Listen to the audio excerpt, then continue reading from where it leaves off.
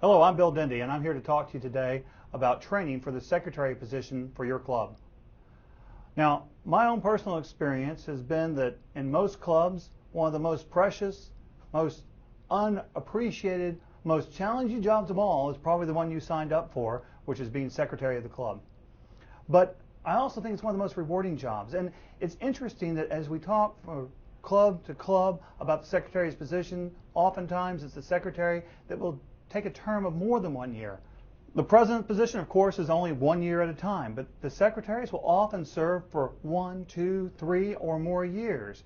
I talked to some secretaries that say that they feel that they have to do that because they have learned the position so well and it's such a large position that they would be doing their club a disservice. I talked to others that say we just can't find anybody to take the job. Well, congratulations, you now have that job. And without trying to offend anybody else within the world of Rotary, I think I can say honestly that even if you talk to current presidents and governors, that the secretary's job is probably the most important job at the club. The job is multifaceted, and of course we have the slides that show all the duties that you'll be expected to perform as secretary. And these jobs are administrative as well as club management in nature. Among that list, you need to assist the club president and club committees, assist the district governor for the official visit of the district governor, provide information to the assistant governor and the district secretary, maintain membership records, track attendance to do those membership records and keep up with the attendance rules, maintain and preserve the club minutes and information. Oftentimes the secretary will also be responsible for new member orientation or new member indoctrination. In order to break down the job most effectively, I believe that we should list the duties by calendar. There are certain things that just need to be done every week. Other jobs that are monthly tasks, and then yet other jobs that will occur once during each Rotary year. So the week-to-week jobs. On a weekly schedule, you'll be responsible for picking up club mail, making sure our correspondence with the club is efficient and that we're taking care of the duties as they come up. Collect and record attendance for our weekly meetings. Some clubs, the secretary works with a check-in committee to verify that folks have checked in. And then on a weekly basis, if things change along the way, we'll want to send the change forms to RI on the club administration page. On a month-to-month basis, we want to participate in monthly board meetings with the club. Oftentimes it's the secretary's job to make sure everybody knows when the board meeting is going to take place and who's expected to be there and what is the agenda going to be. And then at that board meeting to take minutes of the meeting and to submit those board meeting minutes to other members of the club or to other committees. To submit attendance figures to the district secretary of the board meetings. To order supplies on a monthly basis, materials and pens, Rotary pens and awards, or other materials that are necessary for your club operations, such as folders, binders, new member information. Take care of membership changes. If you've had members join the club or members leave the club or members go inactive, we'll want to document those changes on a monthly basis. Report to your board on absentee members. If you have a member that hasn't made it to meetings for the last 3 or 4 weeks, many clubs have subcommittees that will make calls to find out, is the member having a hard time? Is the member sick? Does the member need a leave of absence? Has something changed in the member's life? And oftentimes all these things start from the secretary's report. And then review your perfect attendance status. Your members who have been able to maintain perfect attendance over the years will want to verify that perfect attendance on their anniversary dates. Now there are several things that you'll want to do before taking office to make your year as the Rotary Club Secretary more effective and go by a whole lot more pleasant for you and everyone involved. Basic things. Study the basic Rotary literature. There is a ton of information available to us from RI. Oftentimes I'll find secretaries have not even looked at this information until they're 6 months into the job. And they say, oh, had I only known that I had that manual to look at, or had I only read through all this, the whole year would have been a whole lot easier. So get a head start on it. Get the club secretary's manual from RI. And then take a look at your own club's bylaws and constitution. Verify you understand how your club works, because it's probably different than other clubs within our district. Many clubs have adopted uniform bylaws, but some still have their own set of bylaws and rules. Get the Rotary International's manual of procedure. And for ordering those fun things like trinkets and goodies for the members, get the RI catalog. Know what's available. Be able to recommend to the president or to club committees certain awards, pins, plaques, and other goodies. Make your job even more indispensable to them. There are a ton of Rotary International publications. Subscribe, pick up, read some of these publications, see what other clubs are doing, and see if there are things that might facilitate you in your job performance as club secretary. Rotary Club supplier catalogs are also available. Outside of getting all the literature in place, the other things you want to do is talk to the people involved in the transition. Confer with your incoming president. See what your president wants you to do, what roles he'll want you to offload to other members, and where you'll want to do stop check work, or where your responsibilities start and stop. Attend a district conference or training seminars such as this. Attend meetings for the incoming board members if your club has incoming board member meetings. Assist the incoming president in preparing his summary of club plans and objectives for the upcoming year. Come July, as we're doing our transition, you want to make sure that transition goes smoothly by talking to the previous secretary. Make sure you're able to take the records and reports that are available. We have talked to so many secretaries whose job was made 10 times harder than it had to be because they didn't have a smooth transition. A smooth transition is the key. If you can just pick up from where the last secretary left off, you'll find your job to be a whole lot easier. So get those club files from the outgoing secretary. Talk to the outgoing president.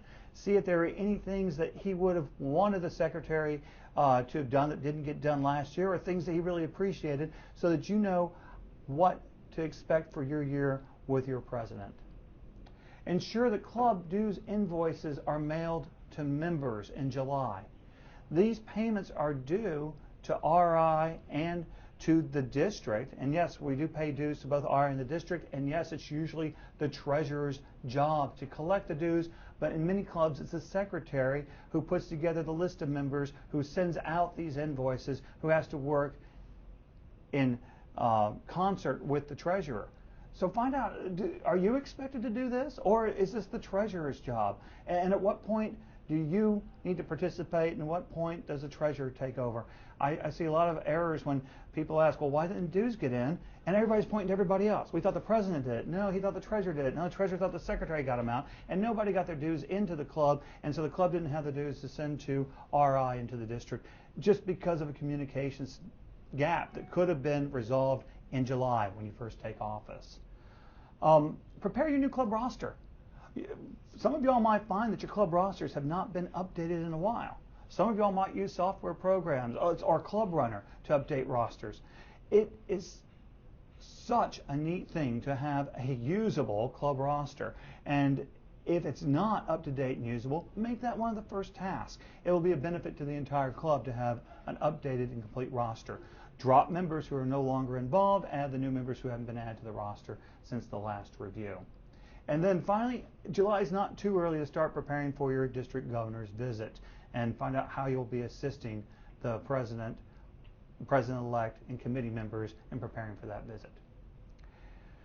August to September, it's just maintenance. Send your report for data changes to RI. Review your status of payment of membership dues to make sure the dues are coming in, so that October 1st we'll have the money to send to the district.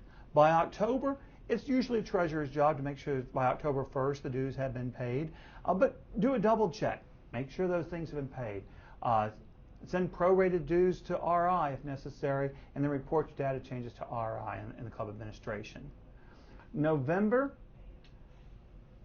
The big thing in November is to have your upcoming officers already slated and already providing to the district who these officers will be so that they start getting their training early enough to be effective in their new roles in the following year. By December and January,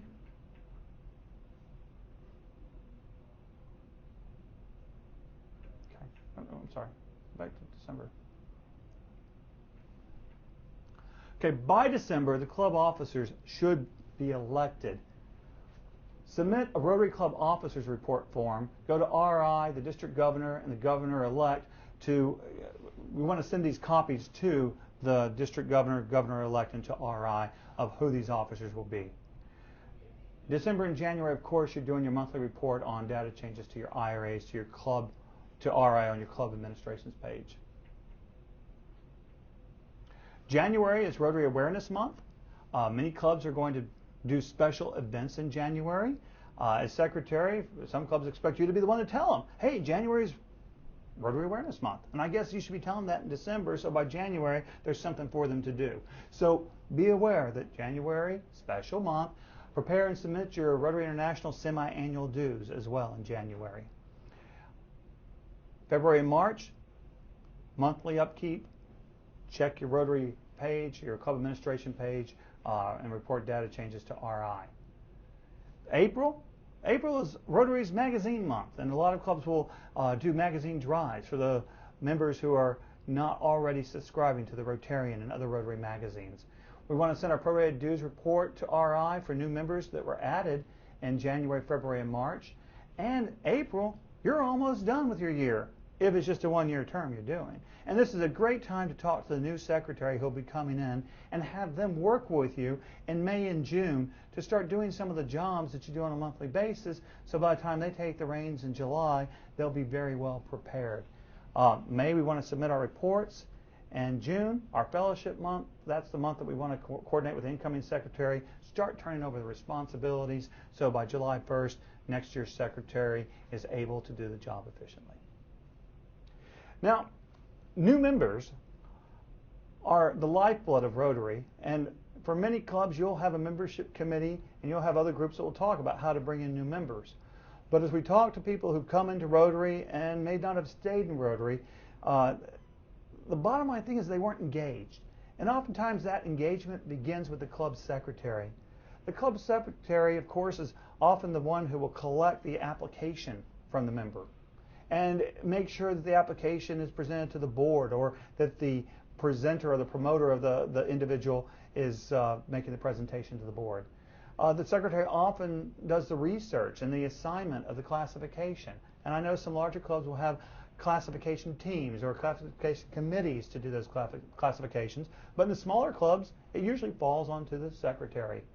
And then determine the membership status from active member or changing a membership statuses among members. Following the acceptance by the board, it's usually the secretary that will prepare the new member information package and make sure we've ordered these packages, folders, ribbons, pens, history of Rotary, and other goodies and manuals to give to the new member so they can learn as much as possible about what our organization stands for and how they can fit into the organization. And then there's the preparing of invoices. That's often a job that's shared between the secretary and the treasurer for new members. We'll want to send, in that monthly report that we're sending to RI, the new member information. You'll want to revise your attendance sheets to include that new member as quickly as possible. We hear from members who felt left out because they go to sign up for a meeting and they don't show up on the new members list for months after they become a member. If it's not taken care of by somebody else within the club, it's an ideal thing to appoint a mentor for each new member. So they have somebody that's personally responsible, seeing to it that they made the meetings, that they're getting on to committees, that they are finding a place within our Rotary organization to where they feel that they are able to contribute and they're also getting something back that works for them.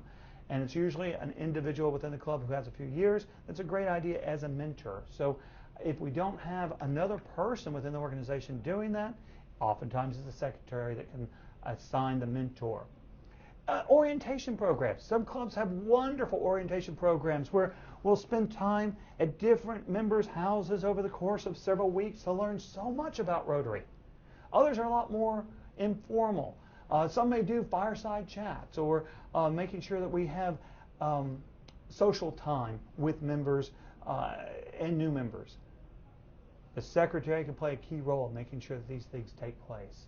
And then, of course, encourage that new member to get involved. If we don't have this mentor, if we don't have these fireside chats, well, then as a secretary, encourage them. Show them the committees, as you'll probably be the one keeping track of who serves on what committees. You're probably the ideal person to help out that new member find his place within your Rotary Club. Now, when we lose a member, it's just as important to do the steps to remove the member from your rolls. Almost every year, we'll have clubs that when they receive their RI dues notices, say, well, we didn't have that many members. And we shouldn't have to pay these extra dues for these members we don't have. And the problem seems to stem that the secretary did not change their club rosters. And on the due dates of July and December, when we go back and at that point, the dues are assessed. If we have not ahead of time taken the members who are no longer involved off the roster, unfortunately, RI will bill, and the district follows the RI numbers. So the SAR reports, the reports that are provided on attendance and on membership, are very important because having them wrongly done or having the wrong numbers can cost your club a number of dollars. It can be expensive to make the mistake. So we want to terminate those members when they terminate. We want to revise those attendance sheets, delete those members in Club Runner. And if a member is just moving out of the area, if it's like, no, I want to be a Rotarian, I'm just moving to Atlanta, Georgia, by all means, contact the Rotary Club in Atlanta and help them find a new Rotary home. It's a neat thing that a secretary can do. Now, we'll have people who just move from place to place and still come to our Rotary meetings. And the frustration is for many clubs, when they send out notices or information to their members, they'll realize they have old email addresses, old physical addresses, wrong information on things like spouses and things like that. So we want to keep up with those changes and change those things in our Club Runner and in our internal databases. And oftentimes, once again, that becomes a job of the secretary. Now, Rotary has long been on the membership. To be a member, you have to attend, and we have attendance requirements. The attendance requirements have come down quite a bit, and I don't know if they're going to be obsolete with our, never mind, I didn't say that. Membership and attendance is still the lifeblood of Rotary. However, membership reports and attendance reports, sorry, I'm getting tired of it. Attendance requirements have long been a cornerstone of Rotary membership. And while the attendance requirements have gone down substantially over the past few years, and while next year our district will not require attendance reporting at the district level, most clubs will still be required to keep attendance records. The basic attendance requirements is that over the course of a year, each half of the year, a member must attend at least 50% of the time. 30% of that time must be at the home club. Makeup's going to count for the other percentage. But from July to December and then January to June, a member must attend 50% of the time. And 30% of those meetings must be at the member's home club. Now, membership can be terminated for a person who misses 4 consecutive meetings without an excuse. Now, most clubs are not in a hurry to terminate members for this. I know some are, but in general, it's the cause to give the person a call, find out what's going on, and maybe provide them that excuse for missing the meetings.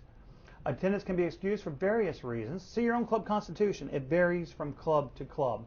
If the situations make it possible to attend a meeting, such as sickness or a situation as job displacement, of course that's an excused absence, and I know your club probably has provisions for those situations. Okay, attendance requirements.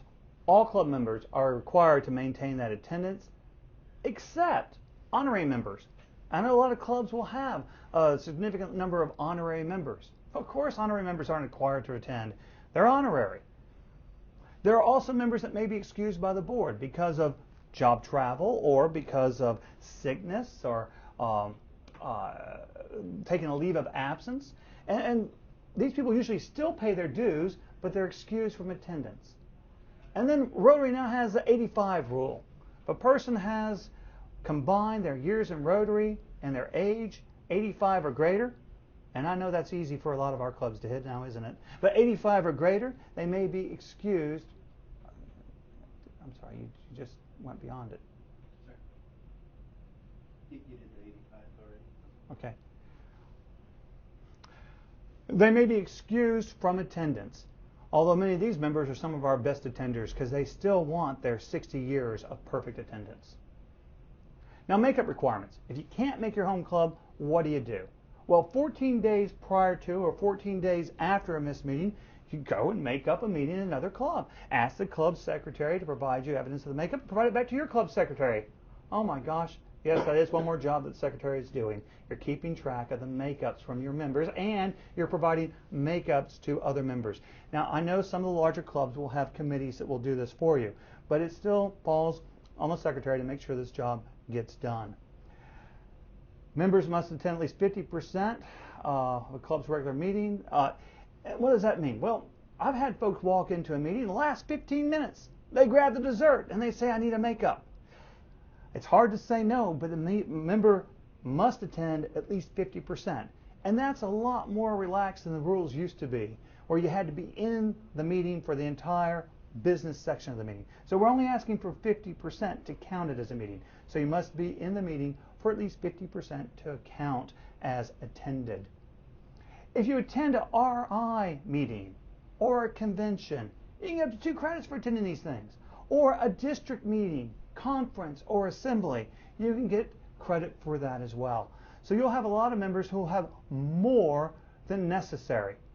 Now keep in mind, you can't have over 100% attendance. You can't have a person go to their Rotary meeting, then go to an RI meeting, and then go to conference and count them as 3 meetings in 1 week. That doesn't work. That will fill in for missed meetings if they have them. And of course, they can't share them with their fellow Rotarians who didn't make the meetings. So I know it just sounds reasonable, but we have had that question.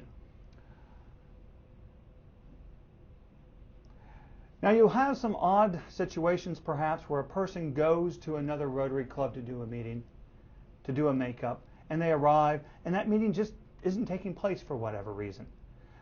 If a member attempts a makeup and the meeting isn't taking place, we'll count that as a makeup. Ian says that's okay in our district, we're going to count that. If they attend and participate in a club service project, that will count as a makeup.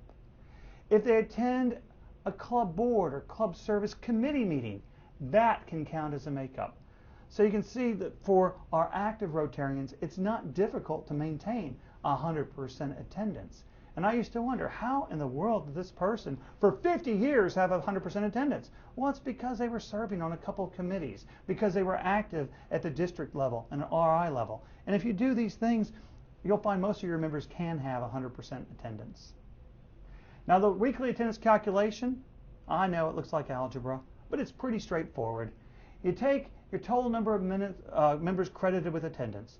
So if we had 50 members show up for this week's meeting, we put 50 members there. And you divide it by your total number of members.